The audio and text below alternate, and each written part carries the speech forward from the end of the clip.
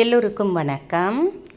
தையல் நாயகியின் ஆன்மீக குறிப்புகள் என்கிற யூடியூப் சேனலுக்கு உங்களை அன்போடு வரவேற்கின்றேன்.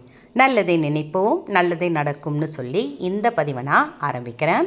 பதிவுக்குள்ளே போகிறதுக்கு முன்னாடி நம்ம சேனலை இது வரைக்கும் சப்ஸ்கிரைப் பண்ணலைன்னா மறக்காமல் சப்ஸ்கிரைப் பண்ணி வச்சுக்கோங்க.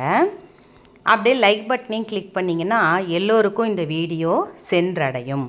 பணத்தை வீட்டுக்கு வரவிடாமல் தடுக்கும் இந்த ஒரு விஷயத்தை படுக்கை அறையில், பெட்ரூம்னு ப்ராக்கெட்டில் போட்டிருக்கேன், வைக்காதீங்க. அதை எடுத்து விட்டாலே பண வரவு நன்றாக இருக்கும். இப்போது நம்ம வேலை செய்கிறோம், உழைப்புக்கேற்ற ஊதியம் கிடைக்கல. நான் 24 மணி நேரத்தில் 12 மணி நேரம் உழைக்கிறேம்மா அப்படின்றவங்களும் இருக்கிறாங்க. எனக்கு வர வேண்டிய பணம் ஏதோ ஒரு தடங்களில் எனக்கு தடுத்து நிறுத்துது. வீட்டில் பண வரவு கம்மியாக இருக்கிறதுனால எப்போ பாரு எந்த நேரம் பார்த்தாலும் சண்டை, குழப்பம், பிரச்சனை இது மாதிரியும் இருந்துக்கிட்டு இருக்குது. அப்படின்றவங்களுக்கு எல்லாம் நம்ம எப்போவுமே வீடுனாலே ஃபஸ்ட்டு முதல்ல பார்த்திங்கன்னா தலைவாசல் தான். நம்ம வாசல் படியை எந்த அளவுக்கு சுத்தபத்தமாக அவ்வளோ க்ளீனாக மஞ்சள் குங்குமம் வச்சு நம்ம வச்சுருக்கிறோமோ அந்த அளவுக்கு நம்ம வீட்டுக்கு பண வரவு நன்றாக இருக்கும். சரி, அது நான் கரெக்டாக தான்மா வச்சுருக்கிறேன், ஆனாலும் எனக்கு பிரச்சனை. சரி, அடுத்தது வீட்டில் விளக்கேற்றுறேன். வீட்டில் நல்லா நான் பூஜை அறையில் 2 வேளையும் விளக்கேற்றுறேம்மா. நான் அது மாதிரி ஏதோ நான்வெஜ் சாப்பிட்டனோ இல்லை வெளில போயிட்டு வந்தாலோ இல்லை ஊருக்கு போயிட்டாலோ தான் நான் விளக்கேற்றுற இதை நிறுத்துவேன். மாதவிடாய் அந்த மாதிரி இருந்தால் தான் நிறுத்துவேன். மற்றபடி விளக்கேற்றுறதெல்லாம் கரெக்டாக இருக்குது, சாம்பிராணி போடுறதெல்லாம் கரெக்டாக இருக்குது அப்படின்றவங்களும் பணத்துக்கு தட்டுப்பாடு. ஏதோ ஒரு தரித்திர நிலைமை, ஏதோ ஒரு கடிச்சிக்கோ பிடிச்சிக்கோன்னு காசுக்கு இன்றைக்கி என்ன பண்ணுறது, நாளைக்கு என்ன பண்ணுறது, இந்த மாதம் பிள்ளைக்கு ஃபீஸ் கட்டியாகணுமே என்ன பண்ணுறது அப்படின்ற ஒரு குழப்பத்திலே இருக்கிறவங்களுக்கு நீங்கள் உழைப்புக்கு நல்ல ஒரு பன்மடங்கு உயரும். நீங்கள் நல்ல பணம் வர வேண்டிய பணமா எனக்கு, ஆனாலும் வந்தாலும் கையில் இந்த மாதிரி தேவையில்லாத வீண் வரைய செலவாகவே போதுமான்றவங்களுக்கு இந்த படுக்கை அறையில் இந்த ஒரு விஷயத்தை நீங்கள் வச்சுருக்கிறீங்களான்னு பாருங்கள். நிறைய பேர் சொல்லுவாங்க கண்ணாடி வைக்காதீங்க, கடிகாரம் வைக்காதீங்க அப்படின்லாம் சொல்லுவாங்க. படுக்கை அறையில் கடிகாரம் வேண்டாம், நம்ம தான் இப்போ கையிலேயே மொபைல் வச்சுருக்கோம், டைம் எடுத்து பார்த்த உடனே டைம் தெரிஞ்சு போகுது நம்மளுக்கு. அதெல்லாம் வைக்காதீங்கன்னு, கண்ணாடி வைக்காதீங்க, கண்ணாடி வச்சா கூட ஒரு திரை போட்டு கூட மூடிடுங்கன்னு சொல்கிறது உண்டு. அது பிரதிபலிக்கும் அப்படின்றதுனால அப்படி சொல்லுவாங்க. ஆனால் நான் சொல்ல வர விஷயம் வேறு. நிறைய பேர் வீட்டில் என்ன பண்ணுவாங்கன்னா, நம்ம உடம்பு துடைக்கிறோம் இல்லைங்களா, அந்த துணி ஈர துண்டை அப்படியே பெட்டு மேலே போடுவாங்க. அது ஒரு விஷயம்.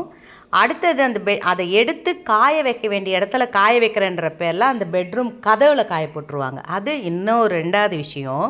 அடுத்தது பார்த்திங்கன்னா அழுக்கு துணிகள், நம்ம அவுத்து போடுற அழுக்கு துணிகளை கட்டில் ஓரமாகவே ஒரு மூளையாகவே அப்படியே சேர்த்து வைப்பாங்க. அந்த அழுக்கு துணிகள் என்பது படுக்கை அறை என்பது படுக்கை அறை தானே அப்படின்ற ஒரு இது பண்ணாதீங்க. நமக்கு நல்ல உறக்கத்தை கொடுத்து நம்மளுக்கு மன நிம்மதியை தர வைக்கிற இடம் அந்த பெட்ரூம் தான். அதனால் நிறைய பேர் அது செய்வாங்க. அதுக்கப்புறம் என்ன பண்ணுவாங்க, கட்டிலுக்கடியில் தான் இடம் இருக்கே, நம்ம அந்த கட்டிலுக்கடியில் தேவையில்லாத குப்பைகள், அந்த தேவையில்லாத முடிச்சு அந்த யூஸ் பண்ணாத பொருள்கள்லாம் இருக்கும் இல்லைங்களா, அதெல்லாம் முடிச்சு போட்டு கட்டி கட்டிலுக்கடியில் தள்ளி வைக்கிறது. அது ஒரு பொழுதும் அது செய்யாதீங்க, அதையும் எடுத்துடுங்க. அடுத்த விஷயம் நான் சொன்னேன்ல, இந்த அழுக்கு துணிகள் போட்டு கட்டில் மேலே வைக்காதீங்க, அது ஒரு விஷயம். அடுத்தது முடிஞ்ச அளவுக்கு கட்டிலில் உட்காந்து சாப்பிட்றத அவாய்ட் பண்ணிக்கோங்க. முடியாத பட்சம் உடம்பு சரியில்லைன்றவங்க, இல்லைன்னா இப்போ பிள்ளைங்கள்லாம் ஹாஸ்டலில் தங்கியிருக்கிறாங்கன்னா அவங்கெல்லாம் கட்டிலில் தான் உட்காந்து சாப்பிட்டோன்னு வேறு வழி கிடையாது. அந்த மாதிரி முடியாத பட்சத்துக்கு தான் அதை செய்யலாமே தவிர எப்போவுமே நான் கட்டிலில் தான் உட்காந்து சாப்பிடுவேன்றதை தவிர்த்துடுங்க. அடுத்த விஷயம் இன்னொரு விஷயம் என்னென்னு பார்த்தீங்கன்னா, சரி அதெல்லாம் இல்லைம்மா, நான் அந்த மாதிரி அந்த அழுக்கு துணி போடுறதில்ல, எல்லாமே க்ளீனாக வச்சுக்கிறேன், ஆனாலும் எங்கள் வீட்டில் பணத்துக்கு கஷ்டம் அப்படின்றவங்க அழுக்கு கூடை இருக்குது இல்லைங்களா, அழுக்கு கூடைன்னு சொல்லக்கூடாது, அதை லாண்ட்ரி பேக்கோ ஏதோ அழுக்கு துணிகளை போட்டு வைக்கிற கூடைன்னு சொல்லணும், ஓகேங்களா, அழுக்கு கூடைன்னு சொல்லக்கூடாது. அந்த அழுக்கு துணிகளை போட்டு வைக்கிற கூடையை அந்த இடத்துல பெட்ரூமில் வச்சு கூட நீங்கள் துணிகளை சேர்த்து வச்சின்னு வரீங்களான்னு பாருங்கள். இந்த மாதிரி விஷயங்கள்லாம் அந்த இருக்கும் பொழுது, இப்போ தோட்டத்தில் இருந்த பாத்ரூம் நம்ம பெட்ரூம் வரைக்கும் வந்துருச்சு, அதுக்கு வேறு வழி இல்லை, நம்மளுக்கு இடம் பற்றாக்குறையெல்லாம் நம்ம வீட்டுக்கு வந்துருச்சு. ஆனால் அந்த பாத்ரூமையை எந்த அளவுக்கு சுத்தமாக வச்சுக்க முடியுமோ, எந்த அளவுக்கு ஒரு மனமாக வச்சுக்க முடியுமோ, மனம் இருக்கிற இடம் எப்பவுமே செல்வம் இருக்கிற அதுக்காக வந்து சென்ட் அடிக்கிறது அந்த மாதிரிலாம் நான் சொல்ல வரலை.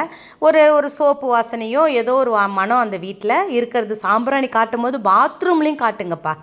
அங்கே இருக்கிற அந்த கெட்ட சக்தி கூட வெளியேறும். நம்ம சாம்பிராணி புகையை காட்டும் பொழுது பாத்ரூம் கதவை திறந்து காட்டலாம். ஏன்னா அங்கே நம்ம கார்த்திகை தீபத்துக்கு பார்த்திங்கன்னா அங்கே ஒரு விளக்கு ஏற்றுவோம். நல்லா உங்களுக்கு தெரியும்னு நினைக்கிறேன். பாத்ரூமில் ஒரு விளக்கேற்றி வைப்பாங்க அந்த 3ஆவது நாள் கார்த்திகை அன்னைக்கு. அதனால் எப்போதும் இந்த விஷயங்கள்லாம் நம்ம வீட்டில் ஏதாவது பிரச்சனை இருக்கான்னு பாருங்கள். இதெல்லாம் நீங்கள் எடுத்துட்டாலே நல்லதே நடக்கும். 2வது, அழுக்கு துணிகளை சேர விடாமல் தினம் துவைச்சி உங்களால் முடிஞ்ச அளவுக்கு அதை துவைச்சி, இல்லை எனக்கு வாரம் ஒரு தரந்தாம்மா சேரும்னா அது யார் கண்ணுக்கும் தெரியாமல் மறைச்சி வச்சு அதை துவைச்சி, இல்லை வாஷிங் மிஷினில் போட்டு சேவ் பண்ணி வைக்கலாம். இல்லை அந்த லாண்ட்ரி பேக் அந்த கூடன்றன அதில் போட்டு வைக்கிறதுனால பண வரவு நன்றாக இருக்கும். பணத்துக்கு தட்டுப்பாடு என்பதே இருக்காது. வீட்டில் வறுமையே வராது.